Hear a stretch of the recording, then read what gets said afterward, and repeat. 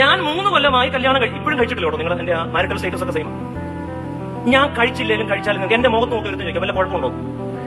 ഞാൻ മറുപടി പറഞ്ഞു, പക്ഷെ അത് കാനൂനികമല്ലാത്തതുകൊണ്ട് ഇവിടെ പറയാൻ പറ്റില്ല. ഈയിടെ ഇന്തോനേഷ്യയിൽ ഒരു ചെറുപ്പക്കാരൻ ഒരുത്തനെ അങ്ങ് തല്ലിക്കൊന്നു. കാരണം അങ്ങോട്ട് പോകുമ്പോഴും ചോദിക്കും കല്യാണമായില്ലേ, ഇങ്ങോട്ട് പോകും. അപ്പൊ ഇയാൾ വീട്ടിൽ ചെന്ന് ഓരോ ഒലക്ക എടുക്കണമെന്ന് ഒറ്റ ആഴ്ച കൊന്നു. എന്റെ വിചാരം പള്ളിയിലെ ഓരോ ബെഞ്ചിനോടും ചേർന്ന് ഓരോ ഒലക്ക വെച്ചാൽ ഒത്തിരി ആന്തരിക സൗഖ്യം കിട്ടും. ഇതൊരു കൊലപാതക ആഹ്വാനമായിട്ട് നിങ്ങൾ എടുക്കുക. വിവാഹമോചിതരായവർ അവരത് പറയാനും ഓർക്കാനും ആഗ്രഹിക്കുന്നില്ല.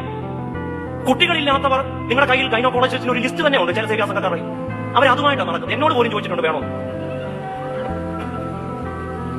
ജോലിയില്ലാത്തവനോട് എന്നും ജോലിയില്ലേ, കെട്ടിയില്ലേ, കുട്ടിയില്ലേ, കെട്ടിയിട്ടില്ലേ, എന്തോത്തിന്റെ ഏനക്കേടാണെന്ന് ഞാൻ അറിയാൻ വേണ്ടി. കാരണം അവരിതൊന്നും ഓർക്കാനും പറയാനും സംസാരിക്കാനും ആഗ്രഹിക്കുന്നില്ല. ഇതൊന്നും ചോദിക്കാത്തതും പറയാത്തതും പറയേണ്ടി വരാത്തതുമായ ഒരു ഇടത്ത് ആന്തരിക സൗഖ്യം അന്വേഷിച്ചാണ് അവർ വരുന്നത്. എന്നെ കേൾക്കുന്ന പ്രിയപ്പെട്ടവരെ, കുറെ ചെറുപ്പക്കാരെങ്കിലും പള്ളിയിൽ വരാത്തത് നമ്മുടെ ഒരിക്കലും അവസാനിക്കാത്ത ഐസക് ന്യൂട്ടൺ പോലും ഇത്രയും ചോദ്യങ്ങളില്ല. ഞാൻ ആ ഇന്തോനേഷ്യക്കാരനെ ഒന്ന് പോയി കാണണമെന്ന് വിചാരിച്ചിരിക്കുക. സഭ അനുവദിച്ചാൽ ആ ഒലക്കയിൽ ഒരെണ്ണം വാങ്ങിച്ച് ഇവിടെ കൂടെ കൊണ്ടുവരണം.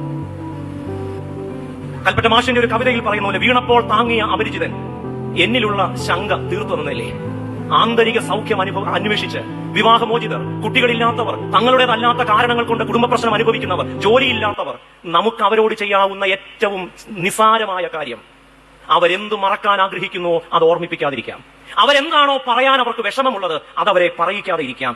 എന്ത് കേൾക്കാനാണോ അവരാഗ്രഹിക്കാത്തത് അത് വീണ്ടും വീണ്ടും ചോദിച്ച് അവരെ ദുഃഖിപ്പിക്കാതിരിക്കാം.